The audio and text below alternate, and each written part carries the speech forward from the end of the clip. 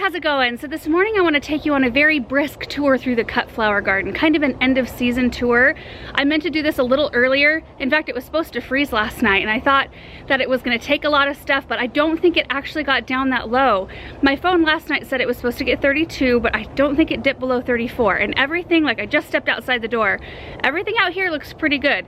Coleus still looks good, all the Supertunias, the Salvia, everything out here looks good. So I'm really hopeful. And if it didn't take like the Dahlias, I think that's the main thing that I'm wondering about, then I think we've got another almost week of temps that aren't gonna freeze. So we may have another week of flowers, which is awesome. We've already done a little bit of cleanup, and there are some crops that are a little bit beat down from the rain that we got last weekend.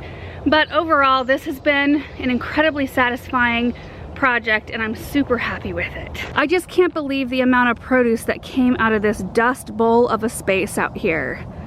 Just goes to show that you really can't tell much from the surface. Okay, so stepping right in to this side area, that's actually technically the front. I put the arbor up there with the pots and the topiaries, but this is where we enter mostly because it's a straight shot from the house. So you can see right on the right hand side here, this is where the tomatoes were in the back. We have cleaned those up because once it gets cold, they start to taste weird, and it got to that point. So those actually went to a friend's house who has pigs, and the pigs got to eat all of those down. We still have some spent sort of pumpkin vines out there and squash vines. There are some butternut squash left out here.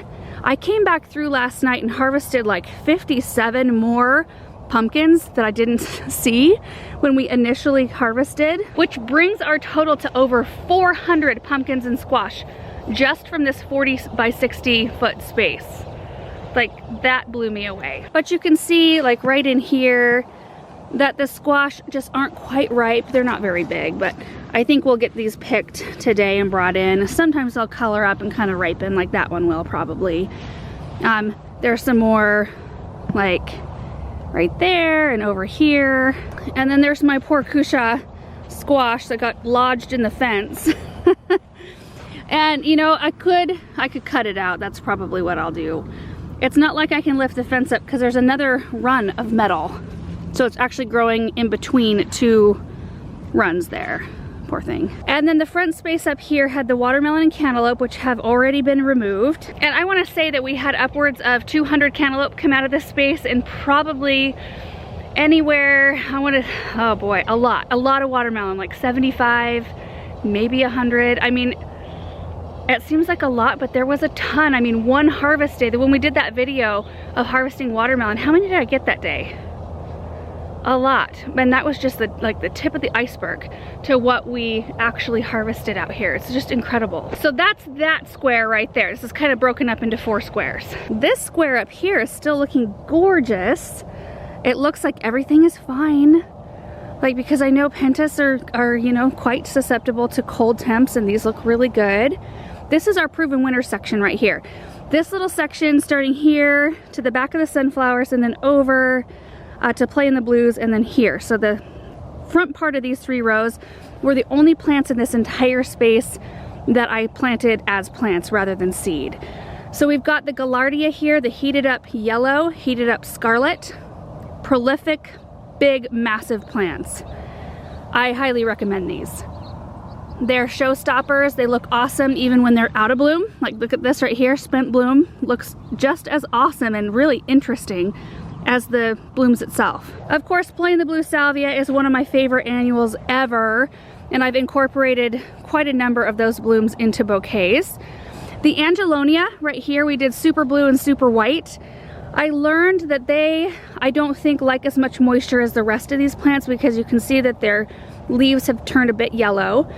I did get some blooms off of them, but next year I'll know that they need to kind of be on their own in kind of a more drought tolerant section. And then the Suncredibles here just performing like crazy.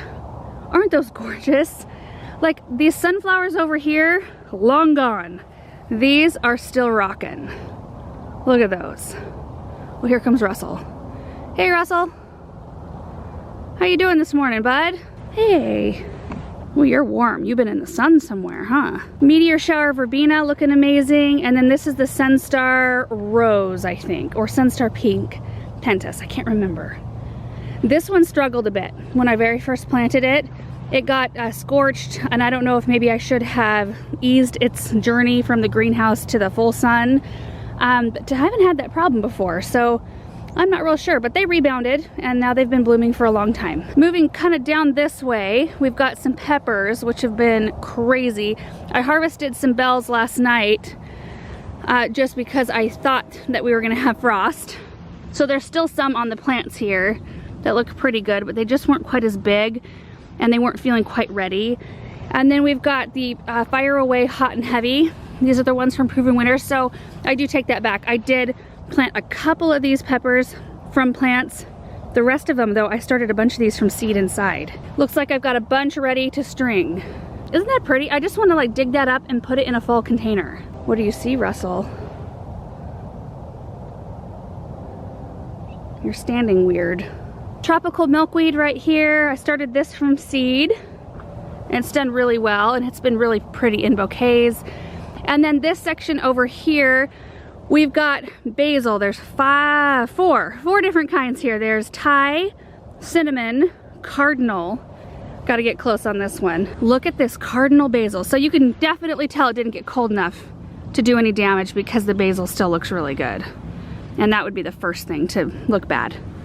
Little bit of damage, little bit of black, but not bad. But look at those gorgeous blooms. And basil does amazingly well as a cut flower. And then we've got lemon basil, which didn't fare super well. In fact, a couple of these plants look like they need to come out now. Then we've got a row of the Mahogany, Splendor, Hibiscus. You can see the way the leaves look right there. I think this hibiscus here was the one I struggled with the most, having it hold in a vase. I read later on that you're supposed to only cut like the woody, more mature branches, that you couldn't cut soft growth, but even then, I felt like it wilted and it stayed wilted for a while before it ever started to perk back up. So I've got to do a little bit more research on this one. I mean, I might just grow this to tuck it into flower beds because this plant is a beast and it's beautiful. It looks like a Japanese maple. And like I grew these just from a cheap packet of seeds. It's crazy to me, and they were really beautiful in the plant room and they were very easy to start. Russell, you make a lovely contrast to the hibiscus there. So you can see that row, nice and bright out here today. A Love and a Puff vine did great. One of you guys that I met in Cleveland, brought me a packet of Love and a Puff that you grew in your own yard. And so I started those seeds. That's where these came from. They've been an amazing plant to cut and use in a vase, like kind of spilling out. And Benjamin loves to come out here and pop them. He thinks it's so much fun. And then the spot where I'm standing right now, this was ambrosia corn. I had 250 feet of it right here. Recently just cleaned that out because it was just demolished from wind and rain, and I did use a ton of the corn stalks, most of them in fact, that weren't damaged in my decorating. Moving on, we've got a ton of zinnias.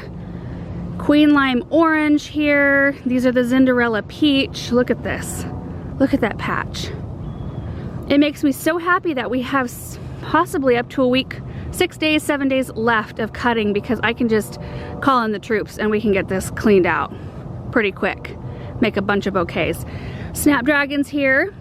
These were started from seed inside, and the zinnias were direct seeded there. I'm gonna try not to cast a shadow. I'm standing at the wrong angle here.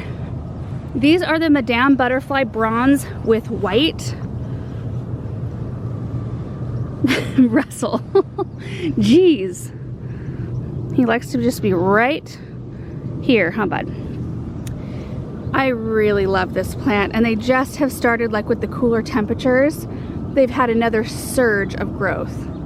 Russell, my word. These two rows had straw flowers and paper daisies, which I was kind of unimpressed with. They grew and bloomed, but they didn't hold up to the amount of water that this area got, to the point where they started looking horrible, and I was just like, let's pull them. The blooms aren't worth that much to me, not compared to, like, I would have rather planted more varieties of snapdragons or more varieties of zinnias that are super easy and very prolific and can handle the same amount of water as everything else. We've got the Potomac White snapdragons. Oop, I'm missing stuff. Some Xanthos, which is pretty much done. This is the Champagne Voyage 2 Champagne. My goodness. look really pretty with the water on them, but it looks like they might turn into mush if I tried to cut them. Gomphrena is always a winner. That's Audrey White, and that's QIS purple. I'm not sure how to pronounce it. We have the Celosia Terracotta right here, which actually turned out to be a fantastic plant. I was quite disappointed in its germination rate and how it looked when I planted it out here. I didn't have very high hopes for it, but it just turned beautiful. Nicotiana Purple Prince. And over here we've got pincushion flower, the Fama White, Fama Pink, and Fama Blue. More snapdragons, more zinnias. There's like Isabellinas and Purple Prince and envies. Nasturtiums started from seed. Aren't those crazy? They're vining out everywhere, and I cut these back. I brought them out here in 4-inch containers. They were really leggy in the greenhouse, so I cut them back and they looked really sad, and they have just exploded. Not the best for a cut flower, in my opinion, just because you have to cut so much of the stem. Maybe I planted the wrong varieties. Although a lot of the nasturtiums I planted, like I didn't plant anything that was bright orange like the one I just showed you. I planted peach. I planted a ladybird rose. I planted a white, and I got none of those colors. I got bright orange cone type of orange and bright yellow. So I don't know what the deal is there, but they're really pretty in terms of leaf structure. My goodness, that's bright. This is a Nicotiana called Indian Peace Pipe. Now, I only had one of them to bring out here. Started this from seed. This is one plant. It's enormous. Covered in aphids.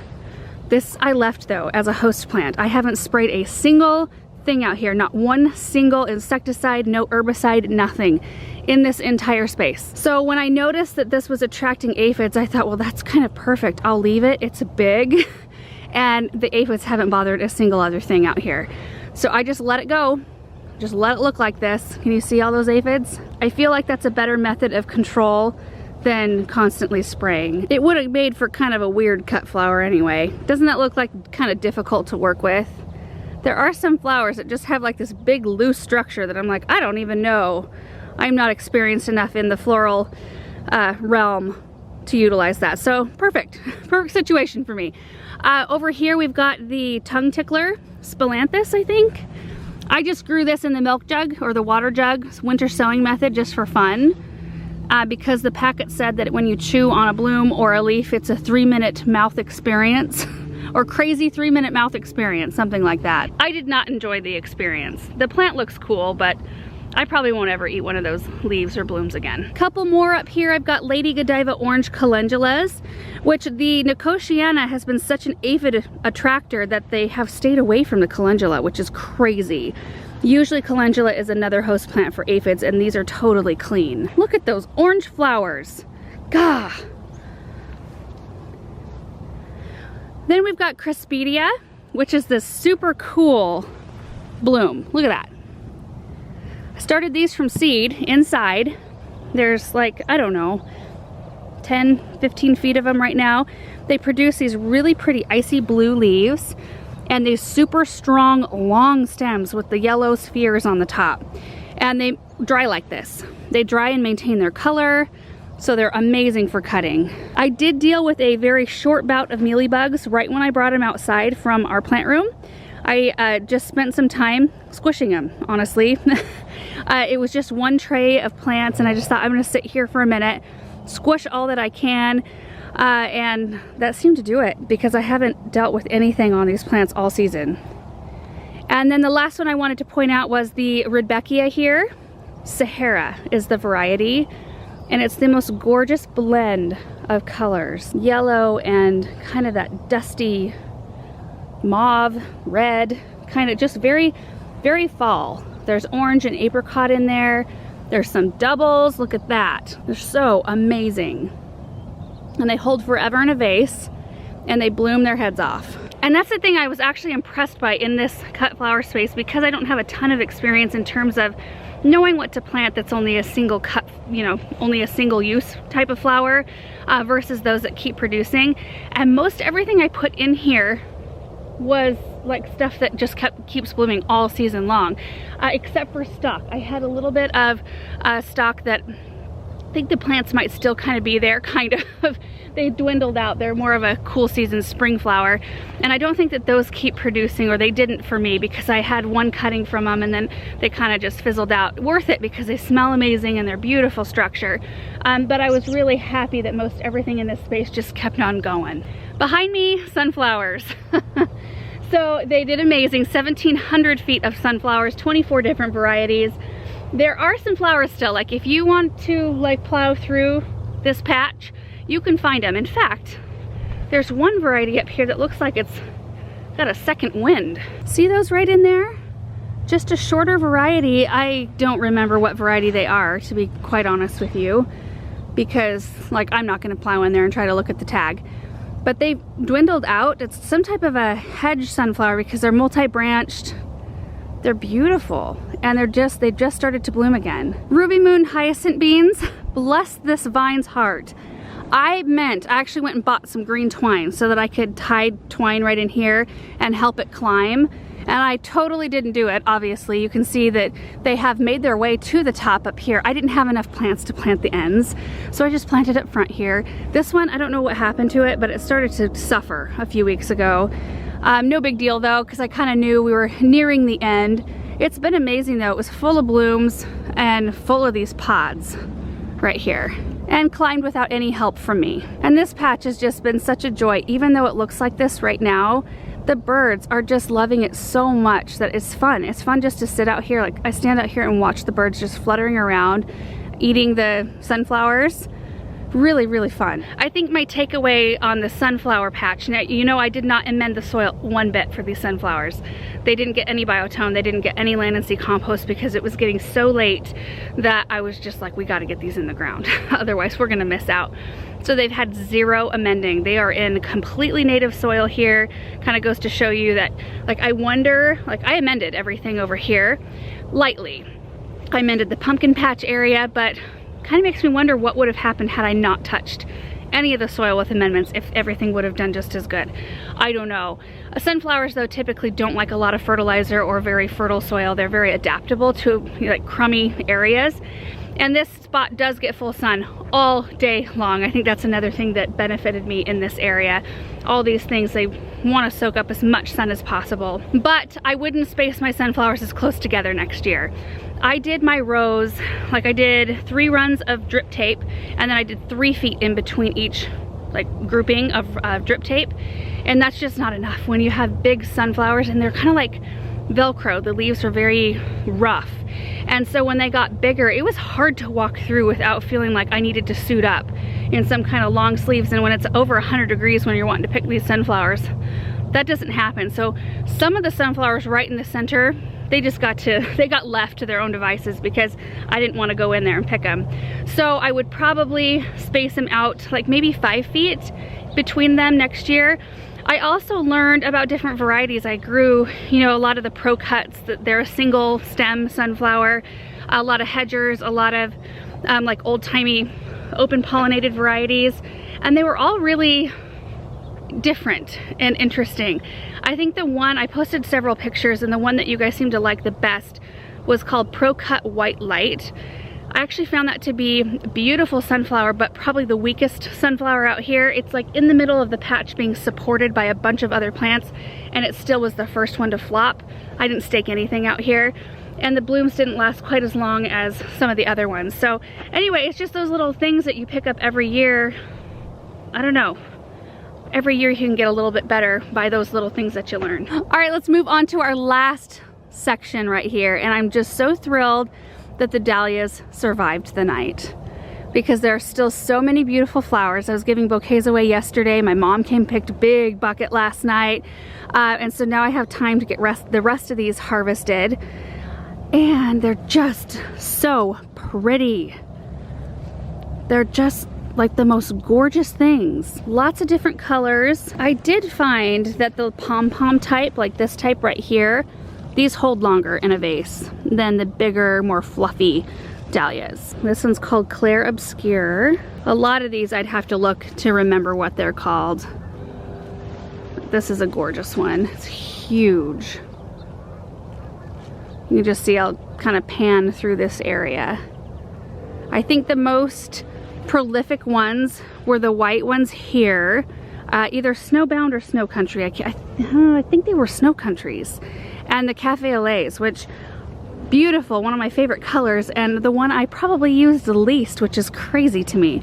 I used a ton of pom-pom type, a ton of this type of color right here, like that pumpkin color.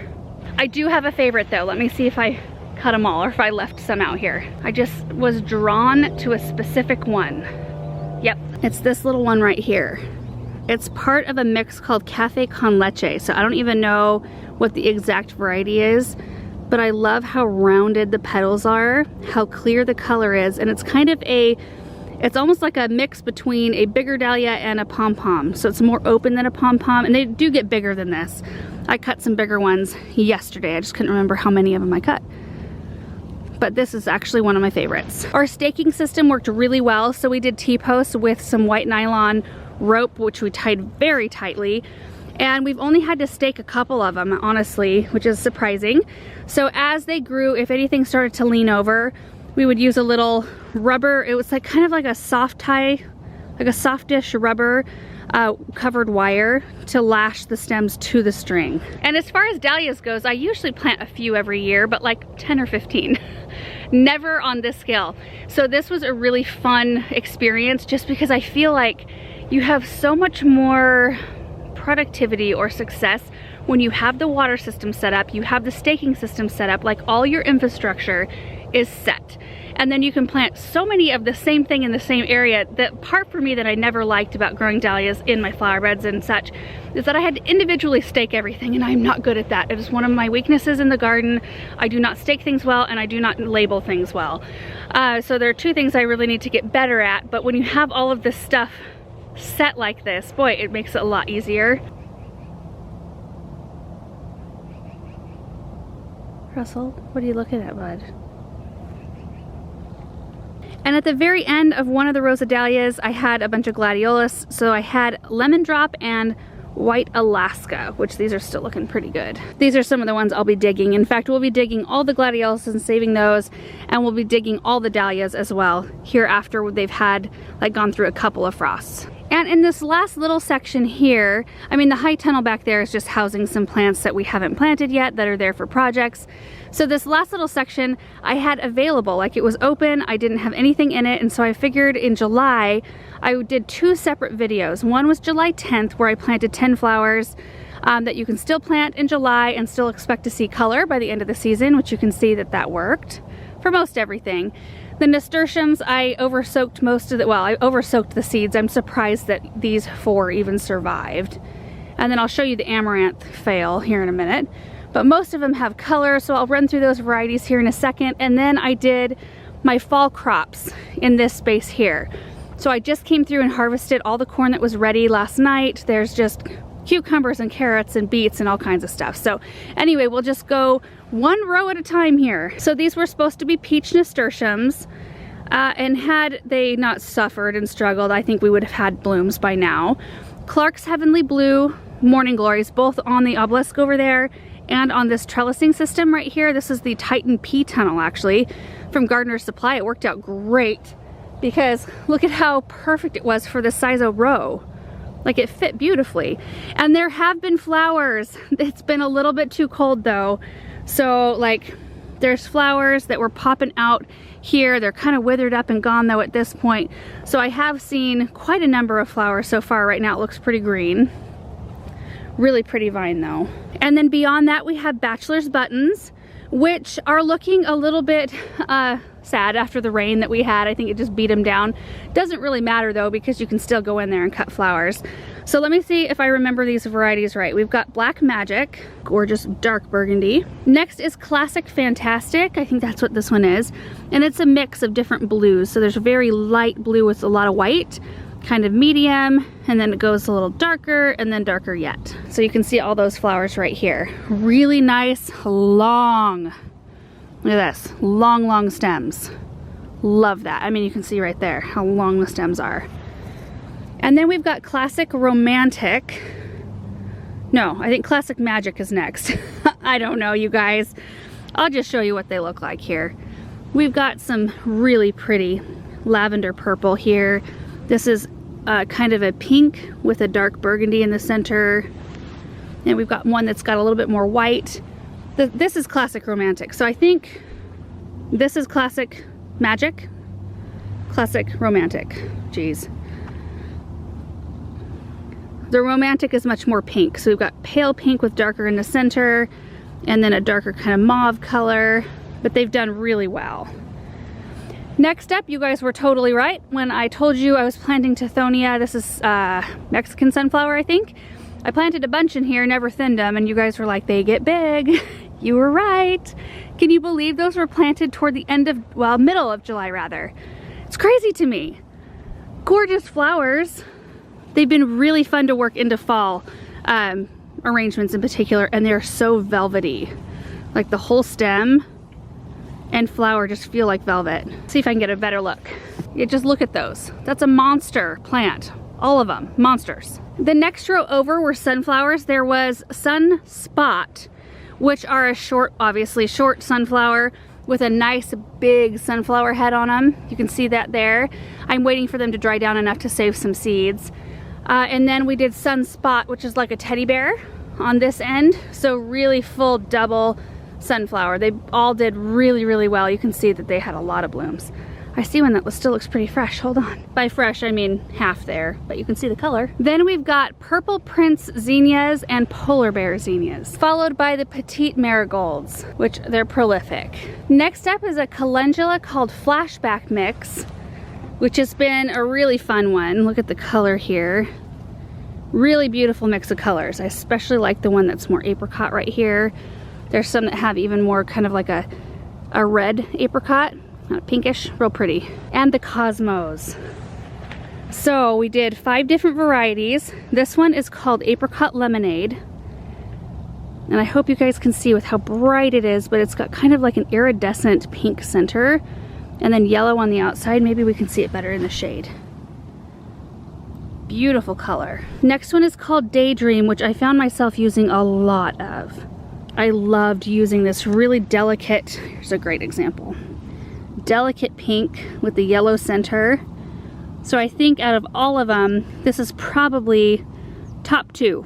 I'll show you my other top one here in a sec. Then we've got Rubenza, which of course is just a really nice, great big flower, kind of pink to red. Next one is called Tango, super productive. Look at how big those have gotten. Full of flowers, and I've used these quite a bit more than I thought I would, honestly. They go with so many different colors that I have out here, and they're so much more airy. You can tell, like, they have a different leaf structure than these. These have a very ferny, classic Cosmos leaf structure. This one is very much more bold, and the stems are much more airy. And this is my other favorite Cosmo right here. This is called Xanthos. I love it. It almost has like a gray look right around the interior, and then it's kind of like a semi-double, a little bit fluffier. Okay, so the next part is the vegetables, and it does look like the zucchini got a little bit nipped last night. This one looks fine. Maybe that one will bounce back once it gets in the sun. But you can see that I've got some I need to give the chickens. Got some huge zucchini, and then there's some nice ones, like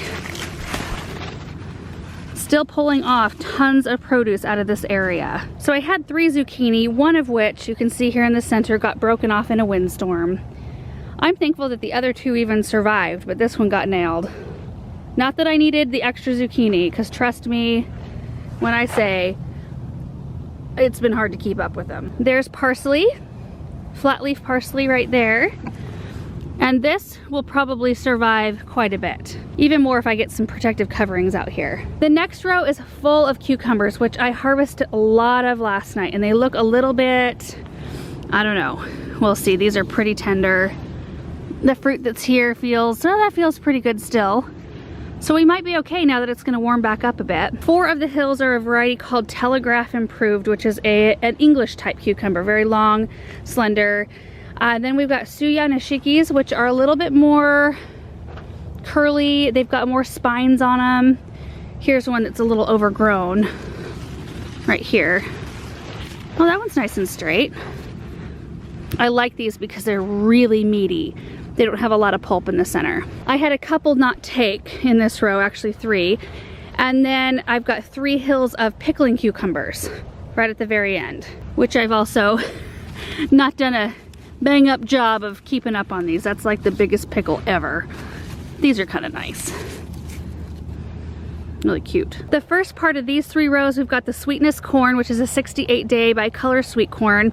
It stayed very short. My brother planted the same variety at his house this year and it did the same thing, but I'm getting fairly good size ears, like pretty much full size, fully formed ears. And like I said, I picked those all last night, so I don't have any out here to show you that are ready. We've got carrots right here in the front of this row, which I'm just gonna leave because they just improve in flavor with some frost. Some basil. This is the Sweet Italian, which does look a little bit cold nipped. That's like the first sign of the blackened leaves. Cilantro, which has seen better days. It was bolted already and blooming when we had the rain and it just laid it down. The back part of these 2 rows here are beans. So jade beans on the ground, which are the bush type, Kentucky Wonder Poles. We just harvested tons of beans. You know those like milk crates? They're a little bit bigger than milk crates though. They're like, they're the crates that our bulbs come in. So they're quite large. We picked 2 heaping crates full of beans and they're all processed in freezer bags in the freezer now, which is amazing. And I think there's enough left, like I could come and get a few for a couple dinners. But it felt good to get those at least put up. We've got beets here, bull's blood right there. Beautiful leaves.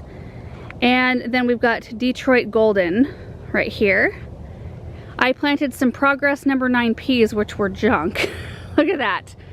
That's how many plants came up right there. And the peas are not good. Not a fan of those. They were seeds I'd had forever, so I thought, well, we may as well try it. We've got some space out here. Unimpressed. We've got the early gray sugar peas, which out of the 2 that I planted, we've got Oregon sugar pods, early gray sugars. I like the early gray sugars in that I planted these almost more for a cut flower because they have these pink blooms, pink bicolor blooms.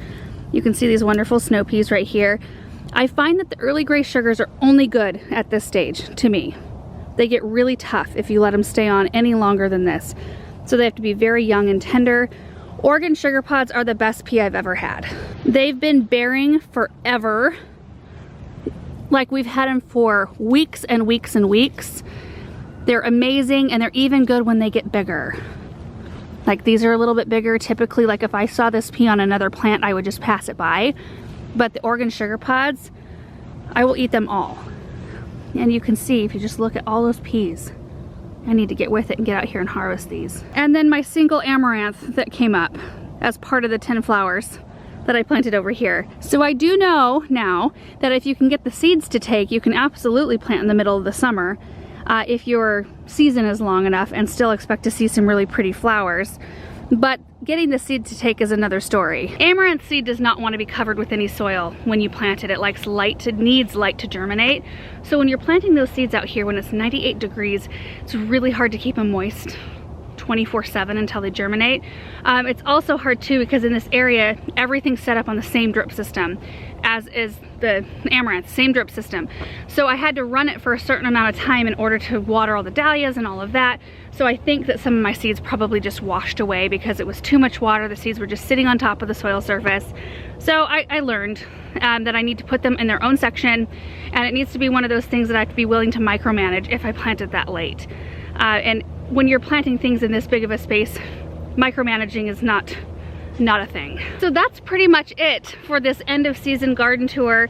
I just wanted to show you guys what this space was looking like mid-October. The weather has been kind to us, so I feel like there are so many different factors that ended up playing in our favor. I mean, the soil being nice, the fact that the whole area gets full sun all day long, the water system worked out really nicely, and then we've had really nice fall weather. I mean, I just couldn't be more thankful for what this space has taught me this year.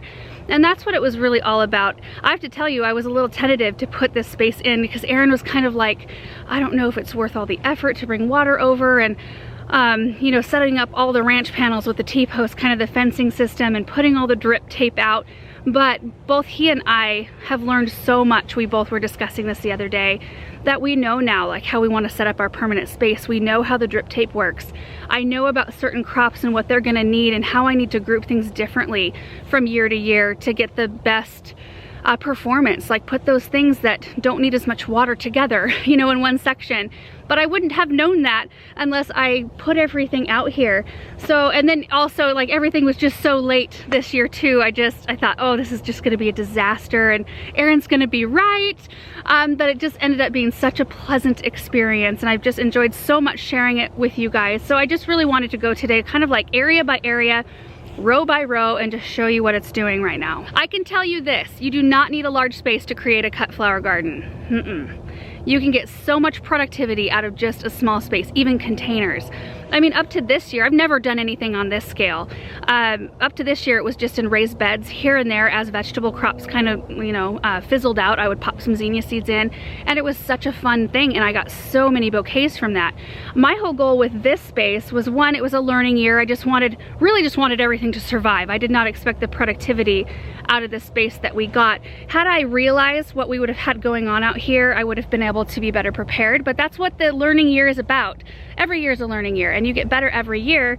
So next year I know if I grow this amount of flowers, then I need to have a better system in place of people that want to come help make bouquets to take and give to people. That's my goal. I never want to sell anything from this space.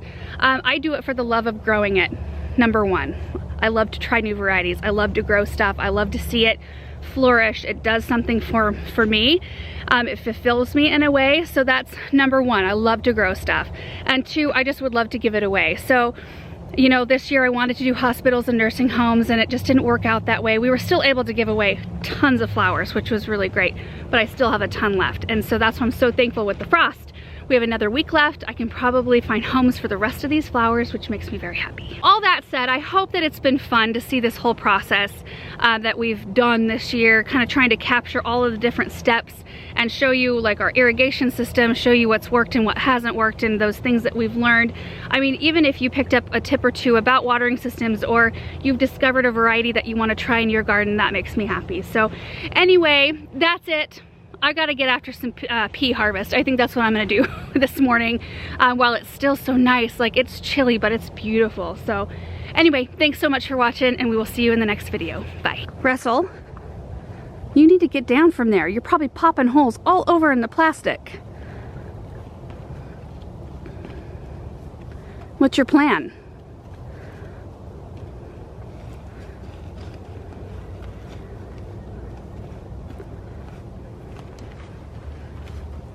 You got up there, so I know you know how to get down.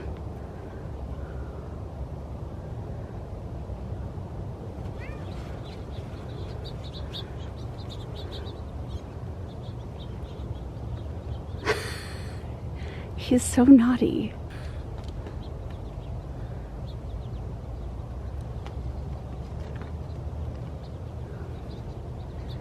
Don't you wreck my apricot tree, Russell.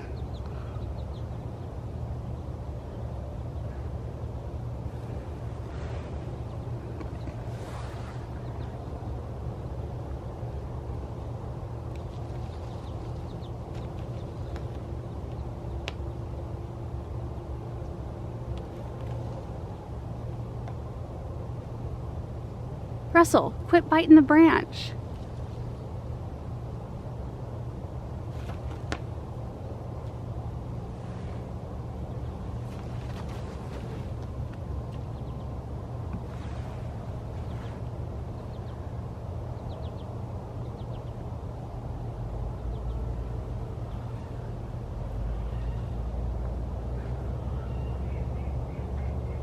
All right, well, have fun, Russell. We'll see you later.